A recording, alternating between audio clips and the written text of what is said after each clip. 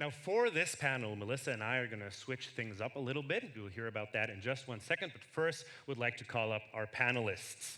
First up, joining us from Argentina, she is a researcher, professor, and head of the Communications and Journalism track of the Social Sciences program at the University of Torquato di Tella, also a journalist, among others, for El Diario. Please welcome Natalí Schejtman.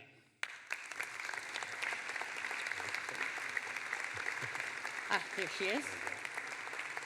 And we have a journalist from South Africa, often known as the Good Times guy. So he'll get into explaining why. We have Brent Lindeque. Brent. There you are. We also have media and entertainment partner from Bain & Company, Nicole Magoon. Nicole, join us. There you are, in the pink. And from Australia, he is the co-founder and CEO of LeadStory, a media tech startup building a personalized news bulletin for your smart TV and EV. Also a seasoned journalist and news anchor. Please welcome Cam Price.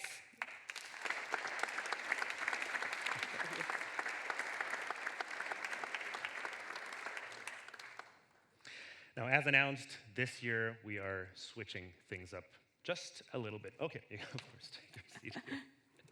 Yes, we are.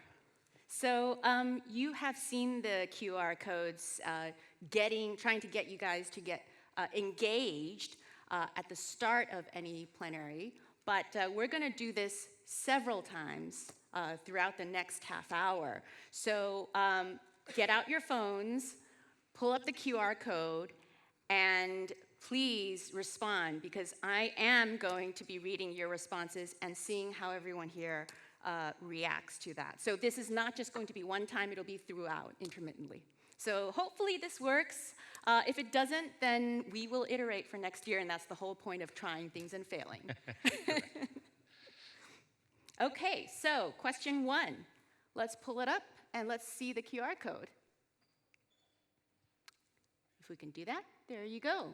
And if you can't get the QR code, ahaslides.com/GMF2024. And the first question is, what do you use AI for in your newsroom? And I will be looking at the responses and actually taking notes as we're having the conversation.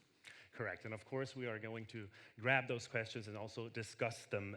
Nicole, I'd like to start with you when we're talking about the, as we know, very controversial topic of AI. You advise media outlets on the use of artificial intelligence. Some people are excited, others are afraid, many people have no clue. What are you telling them? You may want to grab your microphone just to be sure that we can all hear you. First, I would say most people have no clue, and that's okay, because it's a new future and we're still figuring out what this technology does. I think the most important thing when we think about AI in the future is that AI is a tool, and it is going to change the way that media is created, but AI is not a creator. So AI is fantastic at understanding large amounts of data. It's really good at pattern recognition, but what it is not is human creativity and innovation. And so when we think about the future, we think about sort of what are those sort of tedious tasks, what are the easy automation areas that people can leverage to reduce costs, to open up more space in their budget, because we all know media budgets are not the best right now, in order to enable more of that human content creation. What we are not recommending is that AI go and write your articles, because that is not what it is for. We've heard lots this session across many speakers around disinformation, around the risks, and I think it's very important to remember that when using AI, it is not a human, it is a tool, and it is not the creator. It's not going to find you that new angle that no one has ever found before. It is going to aggregate content.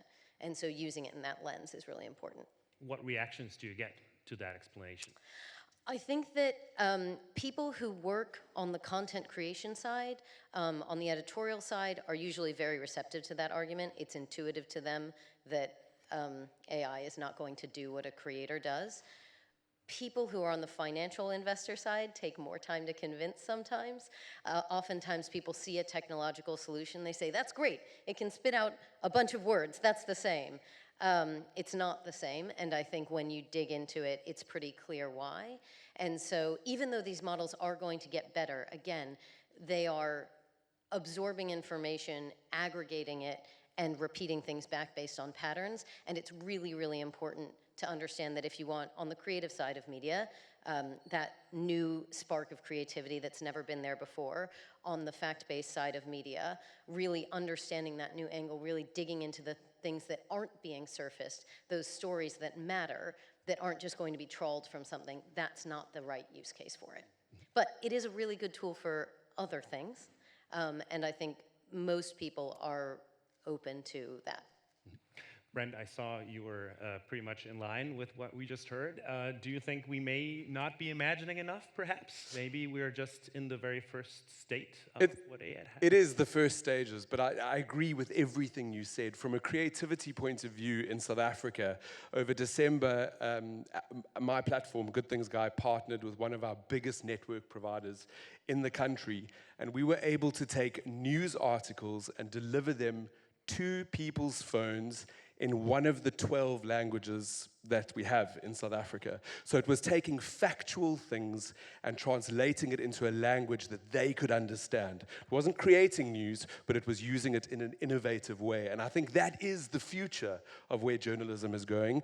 ChatGPT, these AI models, they aren't going anywhere. They're just going to get more advanced. And I think we need to tap into that if we're going to start delivering our news in innovative ways. Brent, I just want to say that the number one thing that AI is being used for in newsrooms seems to be aligned exactly as what you say, which is translation and also transcription. So that's what I'm seeing so far, and also summarizing content. Headlines, which is definitely something I struggle with, and also broadcast teasers, another thing that is really hard to write. I always fall into alliterations, but sometimes I'm stuck and need some help. Absolutely, and I think that's where it comes into play, is that you're able to tap into these tools, and as the days and weeks and months go by, they're going to get more advanced, and they're going to be able to do more for us, should we know how to use them correctly. Maybe we also want to get some... well, there's a few more things, if you don't mind. I mean, I think most people... there's one interesting comment was I do not use it at all. And I'm just wondering if that's a strategy that is a good strategy or remotely not. I mean... Maybe you as a researcher, Natalí, have an answer to that? Not using it at all? I mean, I think that all the time with these new tools, the risk is getting each time more homogenic, like the agendas of all the media. So I think that it would be very interesting to think how AI and other technological tools can help to be specific and distinctive, which is the main challenge that we are seeing. I mean, if I think about the SEO or all these kind of, debates and challenges, the risk is always to have all the mainstream media the same articles on their digital websites, right? And then I think that that would be the main challenge, how to keep being distinctive, even using the AI in a way that can help us to do that. Cam, we've heard some interesting keywords that should be of your interest when we're talking about aggregating content, patterns. You developed a platform which actually earned you an award, a startup award here at the DW Global Media Forum, which personalizes the content for newscasts. Where do you see the potential? Yeah, and thank you. It's great to be back. We use AI quite a lot at LeadStory. We use it to transcribe, which it's unbelievably good at. We use it to translate, which it's even better at. We use it to synthesize, which it's getting better at. But one of the things which we haven't used it for, and we've tested it, and it is really not good at, is, as Nicole said, creating. And I'd take it a step further. I don't think AI is particularly good at being a journalist, because there's a very human level to being a journalist, which is going out into the field, asking questions, speaking to witnesses, speaking to victims, which an LLM or even the new models which will come out over the next few years, they're relying on older data sets. They're relying on things that it's learned across consuming the internet over the past 5 years. And something that's happening in the news is often happening 10 minutes ago, or an hour ago, or 5 hours ago, and it doesn't have that information. So I think for us as a business, we've tried lots of things. We've had lots of success getting into new markets with translation services. But I think for us as a business, we've made a very firm decision that when it comes to creation and journalism, that we don't touch it. I think that leads right into our second Exactly. question. So let's pull that up again in case anyone needs that QR code again. But that second question is, what can humans offer to journalism that technologies cannot? So please continue engaging with us. I am taking notes, and it's very interesting to see where people come in, and sometimes, especially with that first question, you're seeing one clear answer, translation and transcription. So maybe this one will also be just as interesting with the clarity of response. That's definitely an interesting one. I would also throw that to you, Nicole. Where do you see the limit? Yeah, I think the limit is anything new, right? And because what they are doing is aggregating and spitting back information in a sophisticated form, what they aren't able to do is create new stories, go out and create new angles, talk to people, uncover and surface new innovations and insights that haven't been found before. That's why you see so much bias in some of the outputs of this model, because the multiple models, because what they're doing is they're drawing on the sources that proliferate across the internet, which are biased, which are skewed to certain regions, and they're regurgitating the content that has been created, often summarizing it in a neat and tidy way if it fits certain parameters. But what they aren't able to do is go make insights that someone else hasn't already thought of, which is a key element of journalism, in addition to actually going on the ground and surfacing those stories and just bringing things to light that a large language model cannot see. However, and we would want to amplify the scope not only about AI, but just technologies in general, are in a way dictating the way media is operating. We're talking about formats, we're talking about in which platforms we are moving, and you sometimes have the impression that we're just running behind, that technologies are in some ways dictating the way, whereas in the past maybe it was the media that was innovating. Do you see that problem in your line of work? Well, I mean, being in my space, I think all journalists are trying to tap into every single social media platform or tell stories on all the different platforms that are out there. Maybe we're on a back foot when you look at how quickly technology moves forward.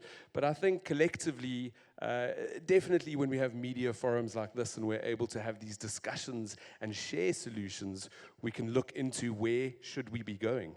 I mean, the AI discussion has been prevalent throughout the last 2 days. Is it good? Is it bad? Is it where we need to be? And I think when we are sharing just conversations like this, that's a start to being ahead in our game.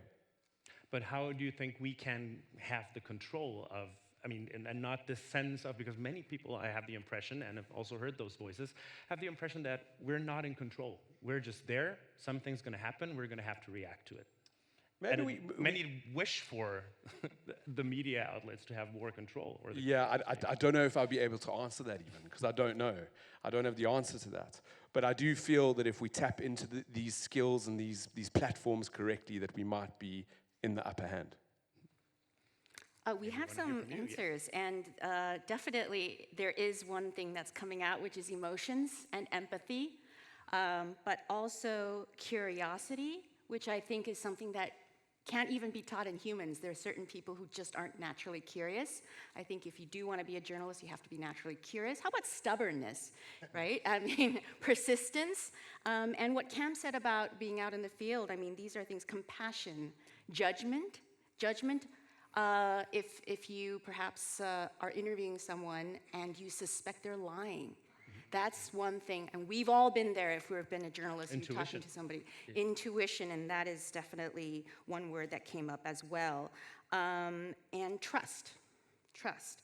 There's one thing that came up that somebody said to identify, so what humans can do is identify bias and understand the local context. And I think a lot of us have all been reading about AI's biases because it's primarily being created in Silicon Valley from a certain group of people, white males, Asian males as well, and Americans.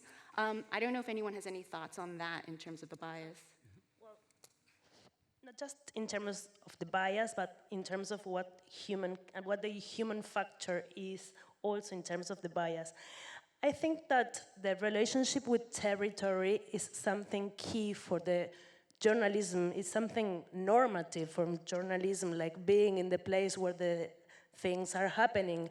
And this is something I'm afraid that is being increasingly losing because of remote reporting or sedentary journalism that after the pandemic, at least in Argentina, but I know that in many newsrooms across the region, we are seeing each time more. And I think that if we are asking ourselves which part of our job could be replaced by the machines, we should also think what makes us unique. And I think that that relationship with the territory, knowing the place that we cover, knowing the people, identifying, because all those things maybe can be thought as something that you don't realize what you lose when you do remote reporting. It's not as clear for journalists sometimes, according to my research at least,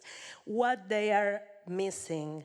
Because, I mean, you can solve things, and now in Argentina, journalists have lots of jobs. I mean, they have to accomplish with all of them, and so it's practical, and this is something invisible that is disappearing, and I think that should be interesting to put it in value, right?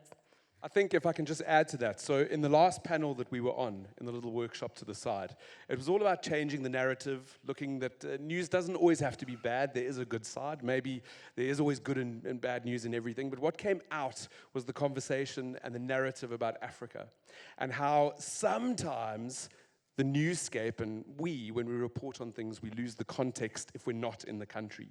And perhaps that is exactly what AI might miss, is the context of what a culture is, of a space, of a place, and telling those stories from the eyes of the citizens that live there. I just want to check with Cam and Nicole, though. I wonder, though, if you're talking about sedentary, laptop journalism versus field reporting. Field reporting is very expensive. But are you seeing trend, or do you see or anticipate the possibility of things trending kind of backwards, where there's more value on field reporting, whereas we've been in an era of a lot of people with their hot takes and their Substacks? I can take it. Look, I think there is no better form of storytelling than a reporter in the field, talking to people, and in an authentic way telling the story. And that's what great journalism is about. It's about people. I'll take a clap, yeah. And I agree. I think that the more we can get of that great piece of journalism that you just remember it and it's a story you think about weeks after you saw it, that money can't buy content like that. And I would add that there's been a lot of talk during this forum around how to reach younger audiences. Authenticity and trust is really important to younger audiences. It's really important on platforms like social media that we're trying to figure out how to penetrate and how to get more engagement there. And so anything that can create that differentiation, that can drive more of that sense of authenticity, of this is something worthwhile, this is something valuable, this isn't the clickbait content, that makes a real difference. Now, since this session is not going to have an official QA part, you are free to ask a question if you want on this particular subject right now. If anyone wants to pose a question, yes, in the back.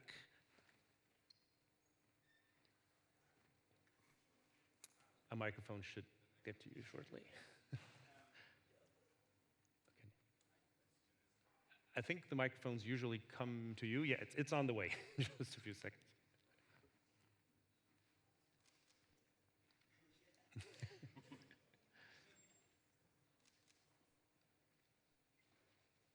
There you go. Thank you. The thing is, you talked a lot about the limits of the AI, but especially because AGI, which is upcoming automated general intelligence, which can feature critical thinking, which can feature a lot of things that we are not used to yet. Do you think your prognostications are accurate for the future, especially for the next 3 to 4 years? And also, you also said that it was not possible to think of something new that somebody has never found before. But if you analyze data and you have the structure of the data and you see patterns that nobody ever has seen before because you have access to data that nobody ever has access to before, isn't it automatic that you also see something that nobody has ever else seen before? Is that question to a specific panelist? Otherwise, I'll throw it to Nicole. The second one was to the run in the pink sweater. Hi. Yes, happy to take that. So, firstly, I think your second question is actually exactly what I'm talking about, in that AI is an excellent tool. AI can go and analyze that massive data set that you could never have analyzed before, and you can draw patterns from it, and you can interpret it, and you can talk about what that means for humanity. That's great. That's amazing. However, AI cannot do that without you. You are the human that needs to be there and needs to be part of it. And you need to tell it what data to analyze.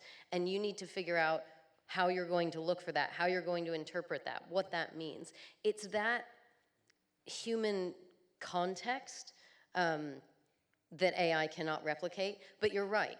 It's not that AI will not be used for innovations. AI is already being used for tremendous innovation. And that's why I think it's a great tool to make our jobs more efficient and more effective, but it cannot do some of the thinking work and the new creativity and innovation that we can do. Does that answer your question? Yeah, but then also the AGI part, the second, which is general to everybody else. Is it something that will be this way for the future? Sure.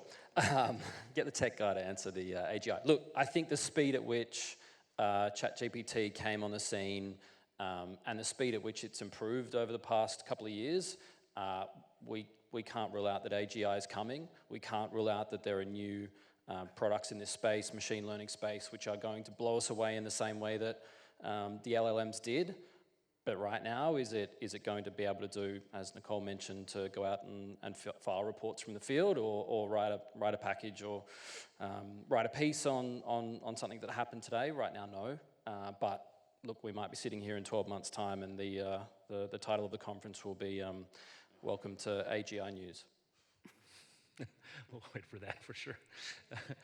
You may want to go on, right? And Yeah, see what, maybe we can throw up the next question. This is a poll question, so it's got you got two choices. Should news outlets still set an agenda or only talk about what people are looking for? So follow or lead, basically.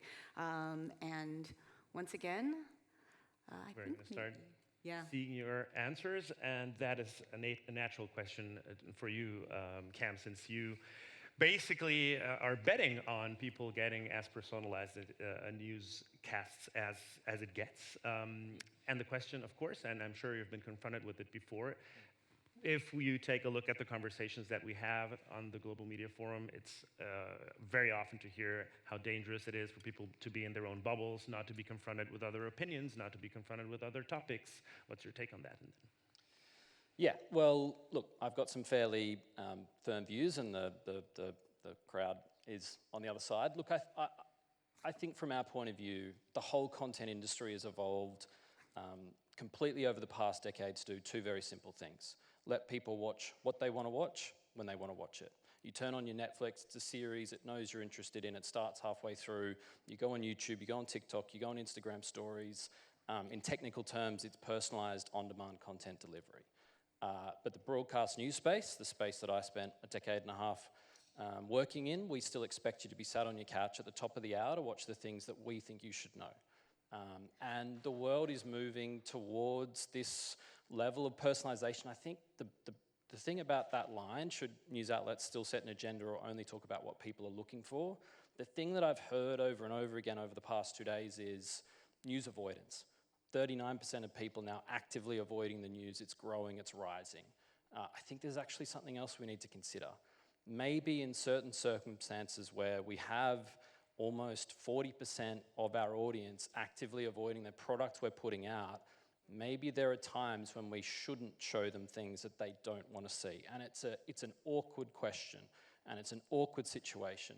And I think there's a way to do it in that someone says, look, I really don't want to see military and conflict stories because it causes me to turn the news off entirely. And I think there's a way that we can do it in that they don't see it all the time unless it's of such significance that they need to know about it. And I think that's where the algorithms come in. And I think there's a way that we can go and try and bring some of that 39% back into the fold. We can bring them back into watching some news by their news bulletin not being the things that we think they should know, but the things that they've told us that they're interested in, the things that they've told us they care about from trusted sources, from trusted newsrooms, and try and flip it on its head. If I could add to that, so I know that sometimes when we speak about good news, we think it's light and fluffy, and it's, I don't know, someone saving a cat from a tree. That's not always what good news is about, and we focus on stories like that where it is the fluff. But we speak about real-world problems. So in South Africa, we're faced with many challenges, from poverty to crime to corruption. It is constant, it is never-ending, and it is in our news headlines wherever you look. From our perspective, we choose to tell the stories, and I used the same line in the last panel, of the heroes, the healers, the helpers, and the hope dealers. So in those situations, we're telling the good news angle to an incredibly serious story. And so our readership stay. Our readership are there, they're gathering that news. And the journos that work within my publication care so much about getting that story out there that we're able to find the good news in tragic stories and still give the reader what they're looking for. There's a different angle.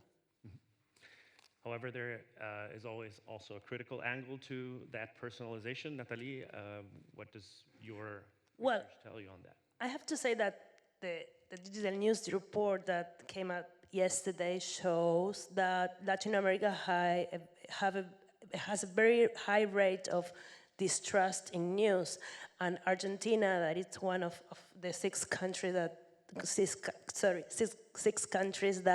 this report studies, is the highest among them. So I think that, as they mentioned, I mean, the idea that still the media can set the agenda, I mean, it will depend on if audiences are following you.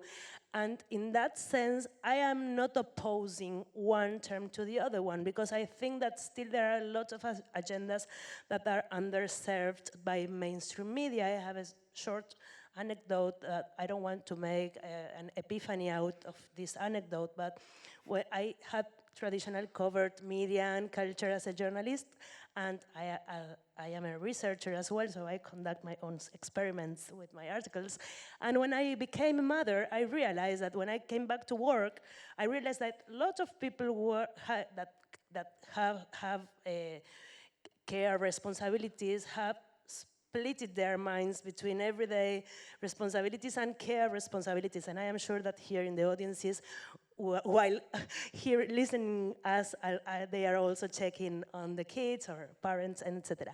So I started to do a column that was simple. I mean, interviewing fathers and mothers from Buenos Aires, and among other topics of on parenting and etc. And I found an engagement that I had never found before, covering culture and media. I mean, again, I am not going to do out of this anecdote like something to tell you a big truth, but still, I mean, I realized that people may think that they are not represented by the mainstream media, and still mainstream media have a lot of work to do in connecting with audiences. Maybe you want to Yeah, I just want to share. I mean, it seems like the majority of people want news outlets to set the agenda, which I think is interesting. And for the next question, I actually wonder if we can skip Q4 and go to Q5, because Q4, I think we've touched on. Q5, no, not that one before. Sorry, they went to Q6 One now. too far. Yeah, the 3 skills. Okay, so there we go. Which 3 skills should journalists have in the future? And I'll start taking notes. And although you just spoke, Natalí, I'm sure because you are in the curriculum for journalists. Yeah, I am thinking a lot about this. Yes.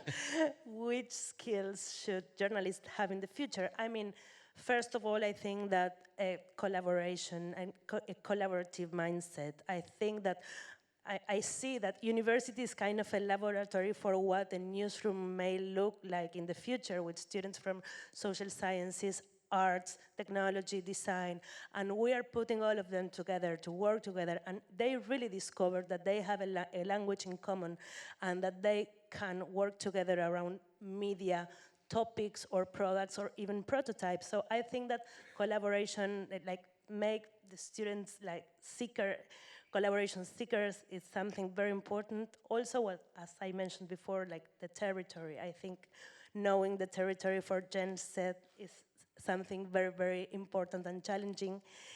And then I think that also we need to work on a flexible definition of what journalism is.